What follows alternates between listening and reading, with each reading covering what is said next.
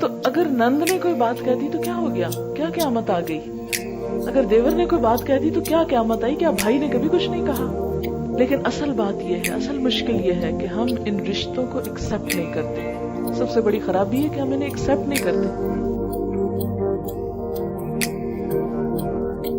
کہ اگر آپ نے عاجزی اور نرمی سے کام لیا، ان کی ہر بات مانی، ان کو خوش رکھنے کی کوشش کی، تو انشاءاللہ تعالیٰ آپ دین کا جو بھی کام کریں تو وہ کسی قسم کی رکاوٹ نہیں بنے گی. جیسا کہ میں اپنے میاں کو پاتی ہوں، وہ فل میرے ساتھ کوآپریٹ کرتے ہیں، اور وہ صرف اسی وجہ سے کہ میں ان کی بات مانتی ہوں تو ضد اور ہٹ درمی اور یہ چیز نہیں کرتی. اس لیے یہ ضد اور ہٹ درمی بار بار ریپیٹ ہو رہا ہے یہ لفظ، کیونکہ میں یہ تھی، اور جب میں نے اس کو چھوڑا اور میں نے جو اس کے انعامات پائے تو وہ بہت زیادہ تھے. حضرت انس رضی اللہ تعالیٰ عنہ کہتے ہیں حضرت ابو طلحہ نے حضرت ام سلیم سے نکاح کیا اور مسلمان ہونا ان کے درمیان مہر قرار پایا. حضرت ام سلیم ابو طلحہ سے پہلے مسلمان ہو چکی تھی. ابو طلحہ نے ان کے پاس نکاح کا پیغام بھیجا. ام سلیم نے جواب میں کہا، میں مسلمان ہو چکی ہوں، اگر تم بھی اسلام لے آؤ تو میں نکاح کے لیے راضی ہوں. ابو طلحہ نے اسلام قبول کر لیا اور یہی ان کے درمیان مہر تجویز ہوا. السلام علیکم. میں یہی کہوں گی کہ never contradict your husband in public. Privately آپ جو مرضی کرو، لیکن in public never contradict him. If you seeing something you don't like, just smile a lot. اور you have to win people over with your اخلاق. اور جب کوئی چیز آپ کو اچھی نہیں لگ رہی ہو تو اوپنلی شروع میں نہیں کہنا، اپنے اندر رکھنا ہے، اپنے آپ کو کنٹرول میں رکھنا ہے.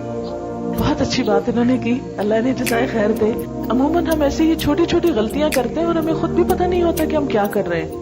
اب دیکھیں کہ عموماً ڈفرینس آف اوپینین اس لیے نہیں ہوتا کہ ہم ایک دوسرے کو ڈس لائک کر رہے ہوتے ہیں یا ہماری کوئی عداوت ہوتی ہے ایک دوسرے کے ساتھ.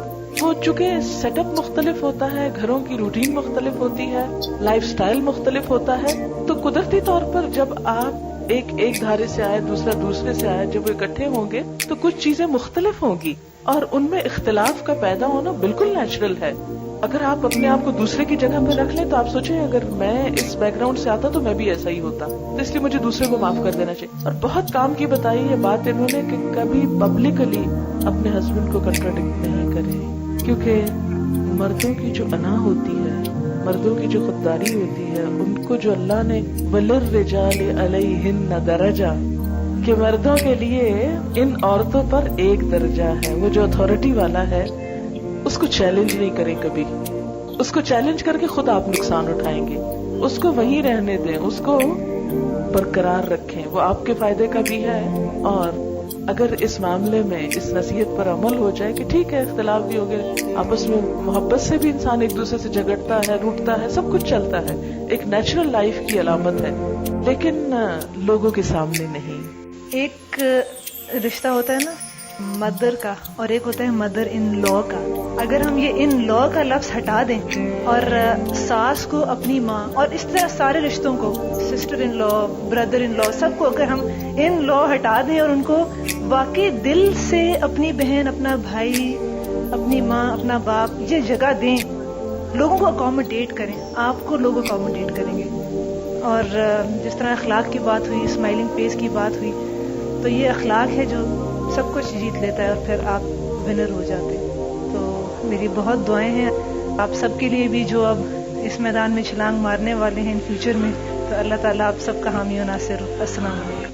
اللہ تعالیٰ انسانی رشتوں کا ذکر کرتے ہوئے نسب اور سحر کے رشتے کا ذکر کرتے ہیں. سحر سسرال کو کہتے ہیں، اور دونوں کو ایک ہی جگہ پر مینشن کیا گیا ہے.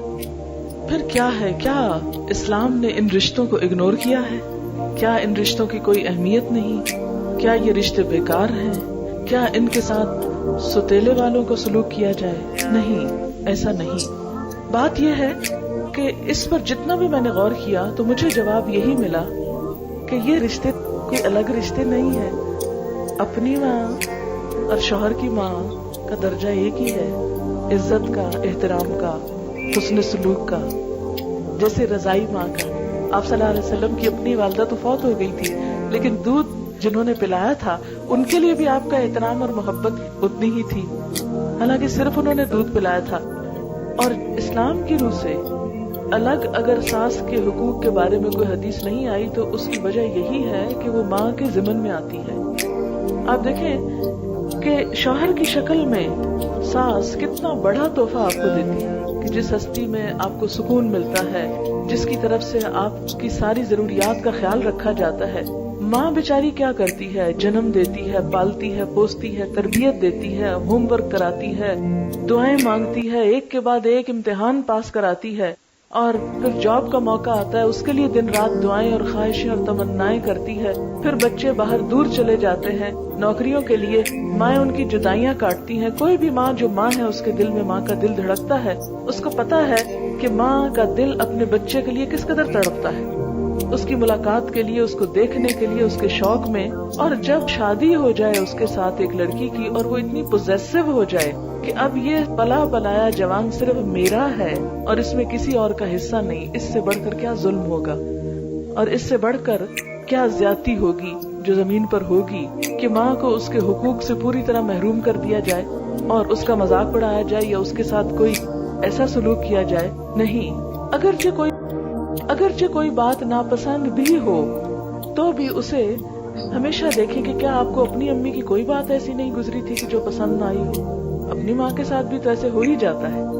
کیا اپنی بہنوں کے ساتھ کبھی ایسا معاملہ نہیں آیا؟ آپ کو یاد ہوگا بچپن میں بہنوں کے بال تک کھینچ لیتی ہیں، لڑتے جھگڑتے، مار کٹائی تک نوبت آ جاتی، اتنی لڑائیاں ہوتی ہیں۔ تو اگر نند نے کوئی بات کہہ دی تو کیا ہو گیا؟ کیا قیامت آ گئی؟